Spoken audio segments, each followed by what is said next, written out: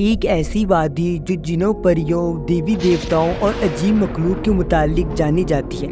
ایسے پہاڑ جہاں ہمیشہ اندھیرا رہتا ہے، چاند سورج کی روشنی وہاں کبھی نہیں پہنچ پاتی۔ وہ وادی جہاں آج تک کوئی شخص نہیں پہنچ سکا۔ کیا یہ وادی جنوں کا دیش ہے یا کسی اور دنیا میں جانے کا راستہ؟ کوہ کاف کا نام سامنے آتے ہی گمشدہ عربی کہانی ذہن میں آ جاتی ہے۔ ایسی کہانی جو بادشاہوں کی حسین شہزادیوں سے شروع ہو کر جنوں اور پریوں کے زیر دفن ختم ہو جاتی ہے۔ ایسی کہانیوں کا مرکز عام طور پر یہ ہوتا ہے کہ فلاں ملک کے طاقتور بادشاہ کی حسین اور نرم شہزادی کو کوئی فلاں جن اٹھا کے اغوا کر لیا ہے اور کوہ کاف کے کسی وادی کے تاریک محل میں لے جا کر قید کر دیا ہے۔ اس طرح کی کہانی ہندوستان، ایران اور عرب کے علاقوں میں افسانے اور عربی کتابوں میں اہم مقام رکھتی ہے۔ تحریری شکل میں موجود ہونے کے علاوہ داستان سینہ بہ سینہ روایتوں کی شکل میں منتقل ہوتی چلی جاتی ہے۔ جبیلی کاف یا کوہ کاف مشرق وسطیٰ اور عرب کے مشہور افسانوں میں ایک افسانی پہاڑی کا سلسلہ ہے۔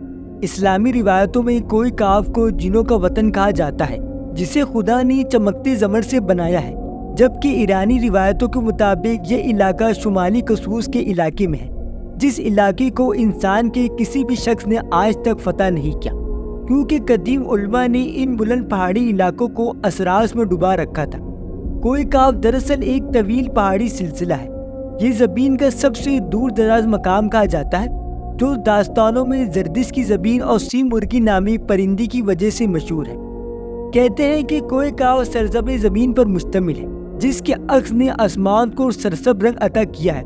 کوہ کاف کو جنوں کا شہر بھی کہا جاتا ہے، جہاں زمانۂ قدیم میں جنات کی نسلوں نے بہت ساری حکومتیں قائم کی تھی۔ امام قصونی کہتے ہیں کہ کوہ کاف کئی علاقوں میں مشتمل ہے، جس میں 70 زمینیں چاندنی کی، 70 زمینیں سونے کی اور 70 زمینیں مشک کی ہیں۔ عربی کتابوں کے مطابق کوہ کاف پہاڑی سلسلوں میں سب سے اونچا پہاڑ تھا، جو اللہ کی طرف سے زمین کا سہارا دینے کے لیے بنایا گیا تھا، اور اس جیسے دنیا میں جتنے بھی پہاڑی سلسلے ہیں، تمام سلسلوں کی شاخیں زیر زمین کوہ کاف سے جڑی ہیں۔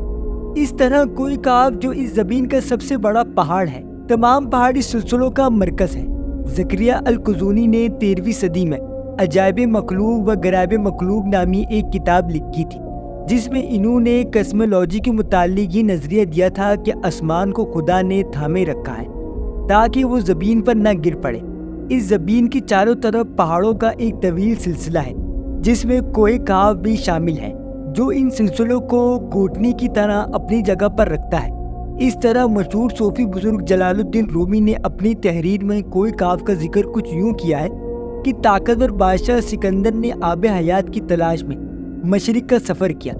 اس سفر کے دوران آپ کوہ کاف تک جا پہنچے۔ جب آپ کوہ کاف جا پہنچے تو آپ نے دیکھا کہ وہاں حضرت اسرافیل علیہ السلام قیامت کے دن سور پھونکنے کا انتظار کر رہے ہیں۔ کوہ کاف اور اس میں آباد مخلوق کے متعلق ایک اور روایت بیان کی جاتی ہے کہ حضرت عباس رضی اللہ تعالیٰ عنہ فرماتے ہیں کہ رسول اللہ صلی اللہ علیہ وآلہ وسلم ہمارے پاس تشریف لائے، جبکہ ہم مسجد نبی میں حلقہ بنا کر بیٹھے ہوئے تھے۔ ہمیں آپ صلی اللہ علیہ وآلہ وسلم نے فرمایا، کیا کر رہے ہو؟ ہم نے عرض کیا، ہم سورج کے متعلق غور کر رہے ہیں کہ وہ کیسے طویل ہوتا ہے اور کیسے غروب ہوتا ہے۔ فرمایا، تم نے اچھا کیا، اس طرح سے مخلوق میں فخر کرو، خالق میں فخر نہ کرنا، کیونکہ اللہ جسے چاہتا ہے وہ کر کے پیدا کر دیتا ہے۔